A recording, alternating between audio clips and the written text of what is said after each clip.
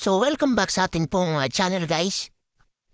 So, dito tayo po ay magkapag-order na po ng buhangin sa Papuhay Blocks. So, gagawa po tayo ng bahay.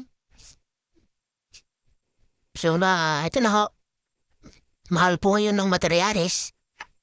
Bali, ang isang load po nito sa amin ay nasa 1 plus na, guys. Dahil tumataas na po yung mga bilihin. So, bali ang ating pong high blocks dito ay... So, dito guys, yung high blocks naman, ang bawat isa ay nasa 11 pesos na po isa ito. Pero makikita po natin yung high blocks na ito ay ito po yung pinaka-standard po sa amin.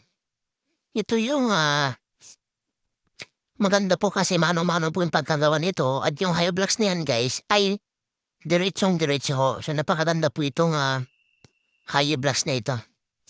So, bale guys, gagawa po tayo dito ng bahay. Ang layout nito ay 3 meters by 250 meters. So, napakaliit lang, pero yun po yung nakayanan po ng budget.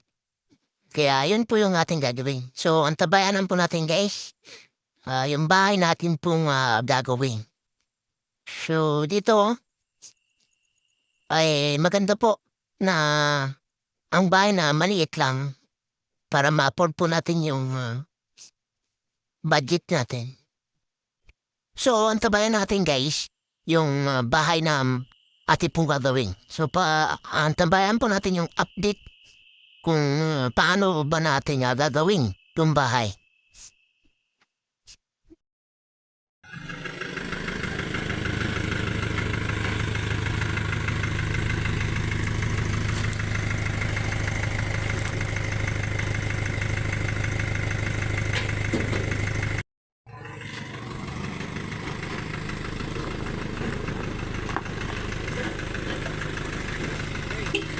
Sige, boss.